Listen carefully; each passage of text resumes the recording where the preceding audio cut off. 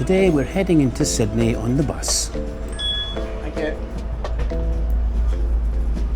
We head upstairs to get a good seat for a view, but there's only a seat free at the back.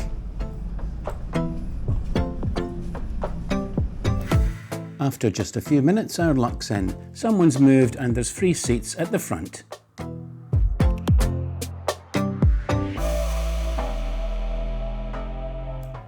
So now we've got the best possible view all the way into Sydney.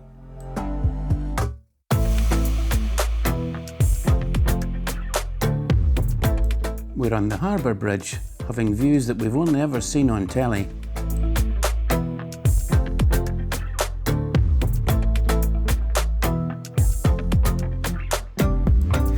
As we leave the bridge, we get these views of the CBD. That's what the locals call the Central Business District.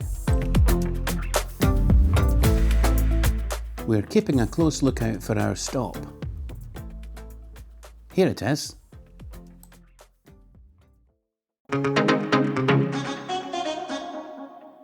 Hi folks, and welcome back to another Mike and Trisha Out and About. We've decided to come into Sydney and we came in via the bus and we were on the top deck, so we had fabulous views of the Harbour Bridge and the Sydney Opera House. We're going to go off for a walk now and possibly head towards the pylon at the Harbour Bridge and then swing past the Sydney Opera House. So that's exactly what we do. Put all your stuff away and check out for the day. There's no time to waste when it's 100 degrees. Burns under my feet. Won't you have a drink? These suspended bird cages are just for show. We head into town. Through the gap, we spot the Tower Eye. It's Sydney's tallest structure at 309 metres. Make the most of it. I know we will dance and sing. As we walk into this park, we can't help noticing the jacaranda trees. It's spring in Sydney and they're in full bloom. The lilac flowers on bare branches just look incredible against the background of a blue sky. We've come to the Museum of Contemporary Art. We go over to see this silvery eye-shaped sculpture.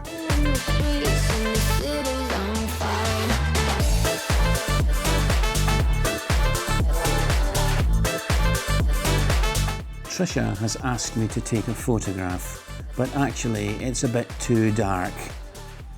So we just move on.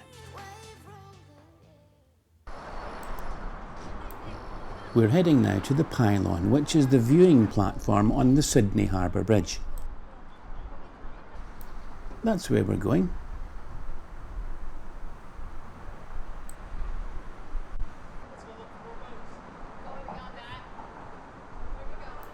Inside, we've got 200 stairs to climb.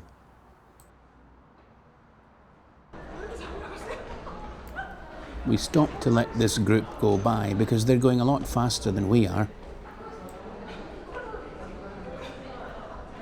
We're at the top now of the pylon tower. It's extremely busy up here. And getting up the stairs was a challenge unto itself because there's loads and loads of people going up and down, mostly up I have to say. And now we're at the top. This side of the tower is relatively clear from people. We just arrived and a group of tourists arrived. Yeah, but I mean the views, to be honest, all around are absolutely fantastic, and all of a sudden we seem to have the place to ourselves.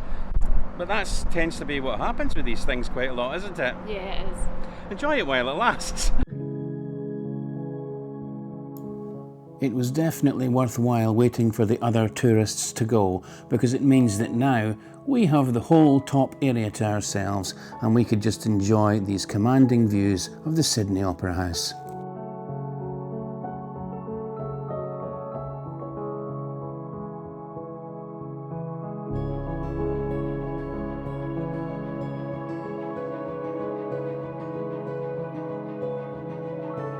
And from this vantage point we get a great view of the top of the Tower Bridge.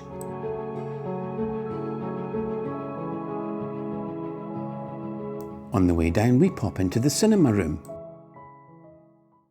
In August 19 was touched for the first time. To celebrate, flags were raised, workers were given a half day off, and attention candles were released. The arch was now self-supporting, using only its hinges. There's also a small museum which tells us the bridge was built in 1932 and brought much needed jobs at the time of the Great Depression. 2 of the workers have been encased inside for posterity. Just stopped in here for a bite of lunch, and I would like to show you mine, but I've polished it off already. Trisha's still got hers though. She's having waffles with chocolate sauce, ice cream and some fruit. Right, it's time to go now. We're going to head down to the Opera House. We're taking our time walking round the harbour as the ferry boats take commuters and day trippers to and from Sydney all day long.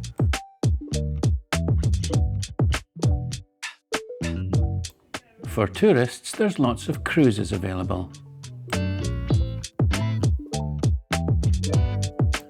As we walk around the harbour, we're surrounded by some of Sydney's skyscrapers. Then we can't help noticing this speedboat and we go back for a look. We were just in time to see it setting off, but it doesn't really pick up the speed until it gets out of the harbour. Trisha has spotted a sail and she's not one to miss out on a bargain. It's been very hot and the hat I have tends to blow off in the wind, so I've decided to get a cap. And I couldn't resist. It's got koalas and kangaroos on it. Love it. There's a backlit view of the bridge from this side of the harbour. We can just make out a row of people doing the harbour bridge walk. They're at the very, very top, about a third of the way along.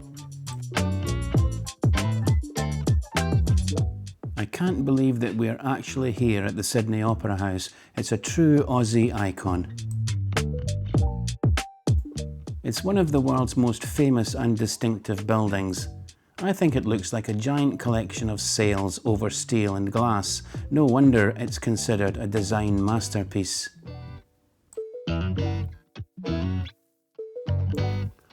The Opera House was opened on the 20th of October 1973, so its 50th anniversary is this month. World-class music, dance and theatre shows all perform here. It's a real cultural hub where artists from all over the world come to perform. On the far side of the Opera House there are some naval boats in the distance. The Botanic Gardens are located at the back of the Opera House, so we go in for a visit. The gardens are world-renowned for their trees. They're absolutely huge, and we just can't really get to grips with the sheer size of these things. This one actually looks like it would swallow us up whole, given half the chance.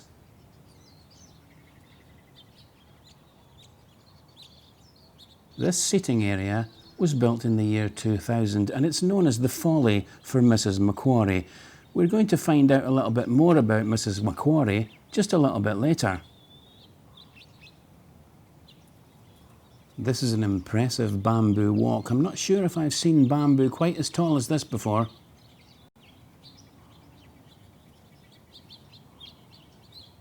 As we walk along, there's lots of trees and plants that I just don't recognise at all.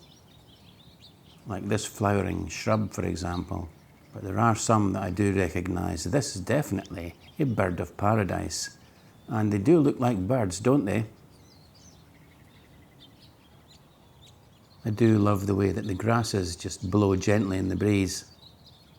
I think this could be an aeonium, but I've never seen a clump as big as this before. There's a white butterfly enjoying this clump of lilac flowers. These trees look like they're pulling themselves right out the ground. And next to these, they're growing some tree ferns. Some of the best plants seem to be on the other side of these railings, and we just can't seem to get in. But it's good to see the bees enjoying them.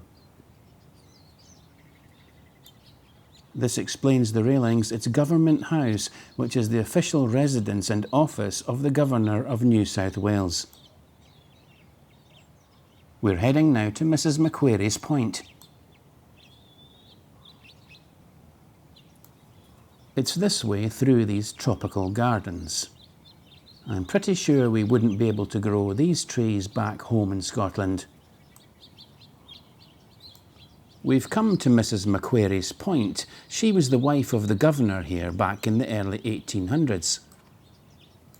The governor had some convicts carve this seating area out for her because he wanted everyone to know that his wife had marked out the area for the government domain. We could just imagine Mrs. Macquarie sitting here, and the governor would be in her good books for a while for making her feel so high and mighty. That's it for today. We're going to head off now and go for something to eat. Maybe a wee drink too. Sounds like a plan. I'm just glad that we made it to Mrs. Macquarie's chair. Look out for us on the next one.